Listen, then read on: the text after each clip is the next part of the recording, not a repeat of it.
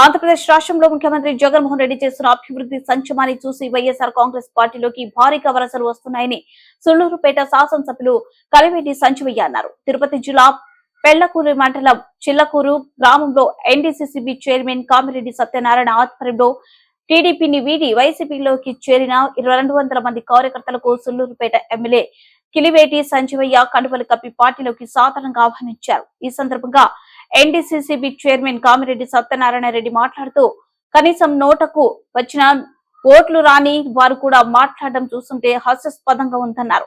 2024 ఎన్నికల్లో సీఎం జగన్మోహన్ రెడ్డి ముఖ్యమంత్రి కావడం ఖాయమని, అదేవిధంగా సుళ్లూరుపేట శాసనసభ్యులుగా కిలివేటి సంజీవయ్య విజయం సాధిస్తారని ధీమా వ్యక్తం చేశారు.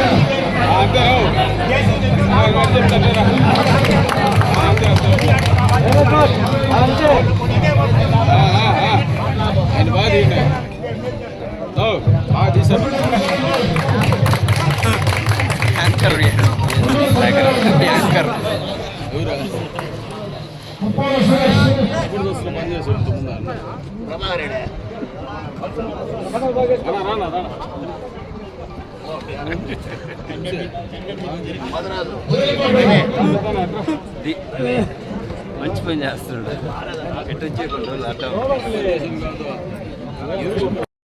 అవసరం రాష్ట్రానికి ఎంత ఉందని మాట్లాడి పెద్ద పంచివే ఏం ప్యాకేజ్ వచ్చిందో, ఏం కొలగతి వచ్చిందో, ఎంపీసీటీ లేదో నాకు తెలియదు. కానీ ఈ రోజు ఆయన ఎన్డీఏకి సపోర్ట్ చేయండి, రాష్ట్రం డెవలప్ అవుతాడు. నీకు డిపాజిట్ రాలా, నోటాకు వచ్చిన నోట్లు రాలా, పవన్ కళ్యాణ్కి రాలా, మీకు నోటాకు వచ్చిన నోట్లు వచ్చాయా? కనీసం నోటా ఓట్లు మీకు వచ్చాయా? మీకేంది అసలు? మీద పార్టీ తొక్క సైకిల్ తుక్కు గ్లాసు డమ్ డప్పు, మీరిద్దరూ బంగాళాఖాతాలు కావడం ఖాయం. మీకు సపోర్ట్ చేసిన వాళ్ళు కూడా రాష్ట్రం వదిలి పారిపోవడం ఖాయం. జగన్మోహన్ 30 సంవత్సరాలు ముఖ్యమంత్రి కూడా ఖాయం. ఈ సూలూరుపేటలో భారీ మెజార్టీతో గెలవడం ఖాయం. పార్టీలు చూడకుండా అర్హత ప్రామాణికంగా పేదవాడు అయి ఉంటే ఏ పార్టీ వాళ్ళైనా పెన్షన్ ఇవ్వాల్సిందే, ఆసరా ఇవ్వాల్సిందే, చేయూతి ఇవ్వాల్సిందే, మరి రేషన్ కార్డు ఇవ్వాల్సిందే, ఏదైనా కావచ్చు. వాళ్ళ అర్హత ఉంటే ఇచ్చేయమని చెప్పారు. అది మన నాయకుడు చెప్పింది.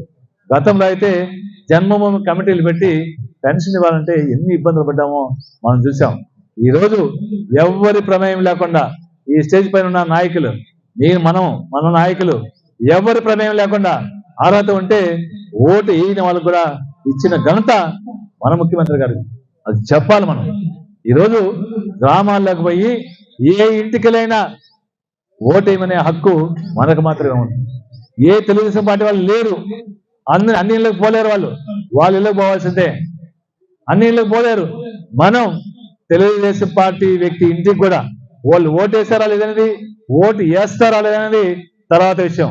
మనకైతే ధైర్యంగా వాళ్ళ ఇంటికి వెళ్ళి కూడా ఓటు అడగగలం. ఎందుకంటే పని చేసాం మనం. అందుకే మన నాయకుడు చెప్పారు, నేను పని చేస్తుంటే, నేను సంక్షేమం అందించుంటే, ఆ అందించిన సంక్షేమం మీ ఇంటికి అందుంటే నన్ను ఆస్వాదించండి, లేదంటే అవసరం లేదు. మరి ఆ జగన్ని మరి గెలిపించవలసిన బాధ్యత మన అందరి